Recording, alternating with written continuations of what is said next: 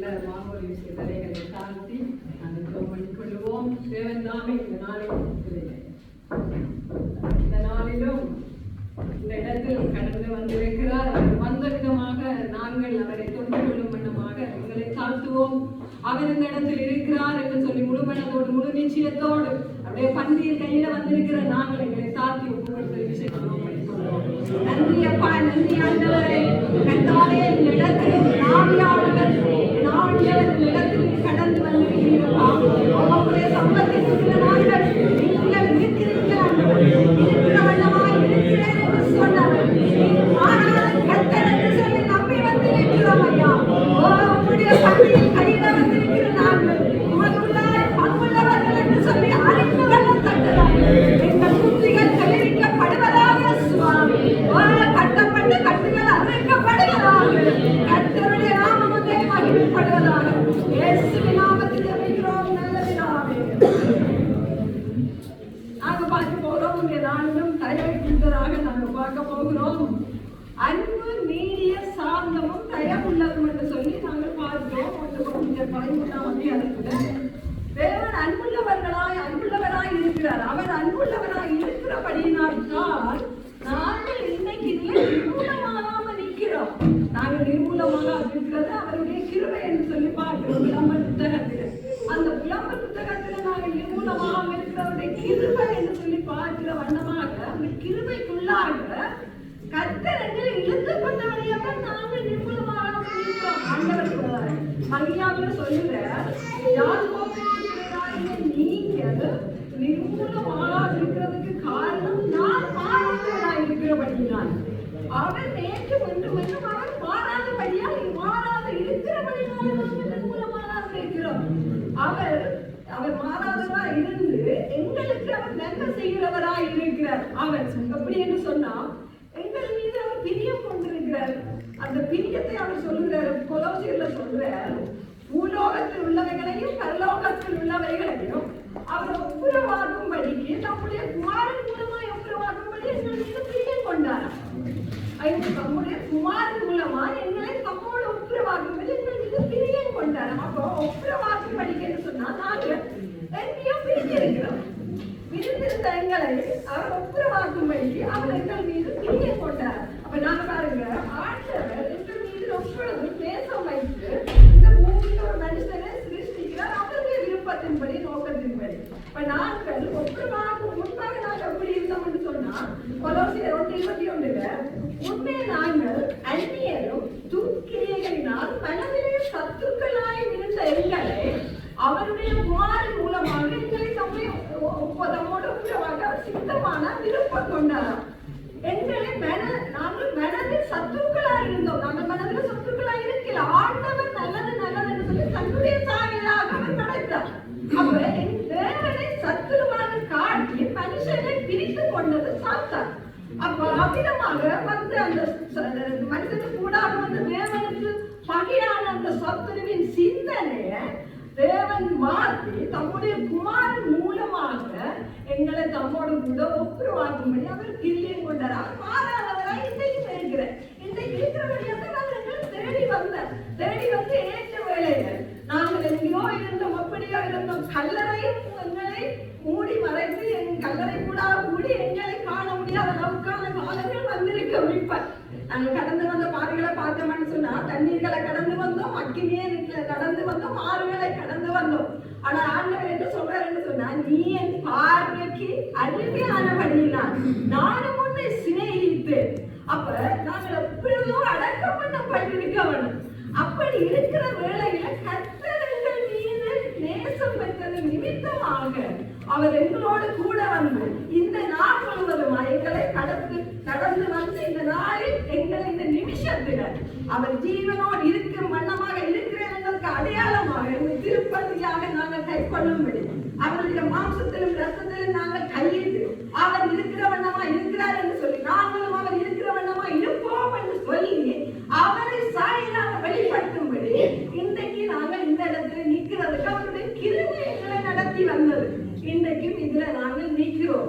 ஆகவே நாங்கள் திருப்பதியில இயேசு கிறிஸ்துவின் அடையாளமாக நாங்கள் கை கொள்ளுகிறோம். மரணத்தை நினைவு கூறும்படி கை கொள்ளுங்கள். அப்ப நாங்கள் அவருக்குள்ளாக நாங்கள் சாயலாகிறோம். அதேதான் மரியாள் செய்கிறார். தேவனுடைய சமூகத்தில் இருந்து கர்த்தருடைய சமூகத்தில் தன்னை விட்டு எடுபடாத நல்ல மக்கள் தெரிந்து கொண்டார். அவளுக்கு தெரிந்து கொண்டார் அப்படின்னு சொன்னா அவர் எங்களை விட்டு எடுபடாத நல்ல மகனும் அவருக்குள்ளாக தான் ஒரு நல்ல மகனும் தெரிந்து ஒரு பொருளை எடுப்பதாக அப்படி ஒரு கருத்தாக இருந்தால் அவர் அறிந்து கொண்டார்.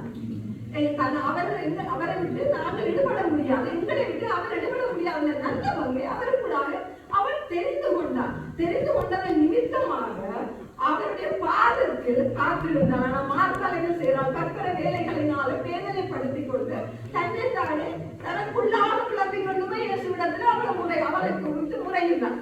ஆனா பாருங்க, அவருடைய சகோதரன் நடித்த வேளையில ஆண்டவர் வார 4 நாளைக்கு பிறகு வார வந்து இடையில 2 மணி அதே முடிக்கும் பொழுது மாத்தா போற ஆண்டவர் வந்திருக்காருன்னு சொல்லி மாத்தா போவேன் மாத்தா கேட்கிறா, ஆண்டவரை நீ நிறுத்தீரானால் என் சகோதரன் நினைச்சிருக்க மாட்டேன். ஆண்டேசு சொல்றேன், நீ விசுவாசித்து அதோடைய மகிமைக்காக அந்த அவர் மாத்தா என்ன சொல்றாங்க, இப்பொழுது நீ தேவனை வேண்டிக் கொண்டால் அவர் உனக்கு சரி கொடுப்பார் என்று சொல்லி. ஆனா மரியாதை அவர் என்ன செய்யறாருன்னு சொன்னார், மரியாதை அழைச்சு வரும்படி மாத்தாளத்தான் அனுப்புறாரு. ஏன்னா மாத்தாவை சொல்றார் ஆண்டவர் உண்மை அழைக்கிறார் என்று சொல்லி. மரியாதை வந்தவர்கள் அவருடைய பாதத்தில விழுந்து அவள் வணங்குகிறாள். எப்படின்னா, ஆண்டவரே நீர் இருந்தீங்கன்னா என் சவரம் மெச்சிருக்கவனாக பாதத்தில வந்து அழுகிறார். அப்பொழுது இயேசு கிறிஸ்து ஆவியில் கலங்கி துயரமடைந்தார் என்று சொல்லி பார்க்கிறோம். ஆவியில் அவனுடைய ஆவியும் தேவனுடைய ஆவியும் ஒன்றானது. இயேசு கிறிஸ்துவின் ஆவியும் ஒன்றானது. அந்த இயேசு கிறிஸ்து கண்ணீர் சிந்தினார். அப்போ கல்லறையில் அடக்கி வைத்த சகோதரர் கூடி எந்த கல்லறையான காரியங்கள் அடக்கி வைத்திருந்தாலும் மரியாள் அமிதமான தேவனுடைய சமூகத்தில் காத்திருந்து தன்னை விட்டு விடாத நல்ல மக்களே கிறிஸ்துவை தெரிந்து கொண்டது போல நாங்களும் முன்னணி ஆயிரம் கிறிஸ்துவை நாங்கள் பங்காக தேவனுடைய பந்தியை கையில வந்திருக்கிற நாங்கள் அவருக்குள்ளாக இருந்து எந்த காரியம் மறித்த காரியமா இருந்தாலும் நாங்கள் விட்டு கொள்ள முடியும். ஏன்னா வசனம் அப்படித்தான் சொல்றது, அப்படித்தான் பெற்றுக் கொண்டிருக்கிறார்கள். எங்களுடைய கிறிஸ்துவ வந்தாலும் அது முன்பா இருந்தாலும் தேவனை உரியாய் பற்றி கொண்ட மனதோடு அவரை நம்பி இருக்கிறபடியால் அவர் பூர்ண சமாதானத்துடன் காத்துக் கொள்வார். அவரை நம்பி இருக்கிற எங்களுக்கு எதுவும் பெறாது. ஏன்னு சொன்னால் அவர் இருக்கிறவர்கள் அவர் மாறாதவர். அமிதமாக கடைசி சத்துரு மரணம். அந்த மரணத்தை ஆண்டவர் உயிர்கெழுந்து விட்டார். அந்த உயிர்கெழுந்த தேவன் இன்றைக்கும் எங்களோட உயிருள்ள தேவனா இருக்கிறார். எப்படித்தான் என்னென்ன காரியங்கள் சத்துருடைய சிந்தனைகளை கொண்டு வந்து போட்டு எங்கள் குடும்பங்களை கொண்டு வந்து போட்டு எங்களுடைய சூழ்நிலைகள் எங்களுடைய நாங்கள் இந்த பூமியில வாழ வேண்டிய ஒவ்வொரு காரியத்தினூடாகவும் எப்படி செயல்படுத்தினாலும் எதுவுமே வாய்க்காது நாங்கள் இருக்கும் பொழுது அந்த வாய்க்காக நாங்கள் இருக்கும் பொழுது அந்த அறிவுக்குள்ள வரவும். ஆனா இந்த சத்துரு விட மாட்டாங்க. எப்படியாவது அந்த அறிவை பின்வாங்க பண்ணி அறிவுகளை சுட்டாட்டத்தை பண்ணி தெரியாமல் எங்களை புத்தியை கட்டி வைத்திருப்பாங்க. இதேதான் கல்லறையில நடந்த அந்த சவாலுக்கு நடக்கிறது. புத்தி தெரியாமல் இருந்தால் கையெழுத்தானை புத்தி கொண்டு அவன் வீடு இருக்கத்தக்கதாக கல்லறையில் வாசம் பண்ணினான்.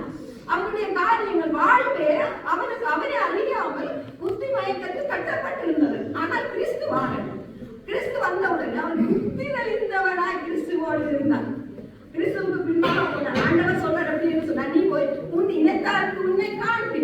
அவன் திரும்பவும் போறான். தெக்கப்பள்ளி பட்டணத்துக்கு அவன் போய் தன் இனத்தாருக்கு தன்னை காண்பித்து தெக்கப்பள்ளி பட்டணம்னா 10 பட்டணங்கள் நிறைந்ததான்.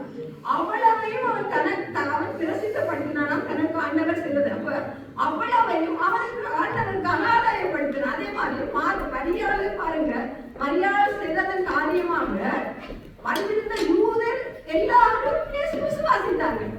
கர்த்தர் எங்களுக்கு கூட பெரிய காரியங்களை செய்ய காத்திருக்கிறார். நாங்கள் தான் கல்லறையில் இருந்தவனை போல மரியாதை போல மாத்தாட போல புலம்பி கொண்டு தெரியும். மாத்தா சொல்லுவாங்க நானும் சொல்லி குடும்பத்திலேயே எழும்பும் அச்சுத்த வர எழும்பும். அப்படி இல்லை, நாங்கள் காத்திருக்கிற தேவன், அவரை பங்காக கொண்டிருக்கிற நாங்கள், அவருக்குள் நாங்கள் பங்கென்று சொல்லி அறிந்திருக்கிற அந்த அறிஞர்களுக்குள் வந்தால் இன்றைய நாளிலோ எல்லாவற்றிலும் தேவனுக்கு கர்த்தர் கிருபை செய்கிறார்.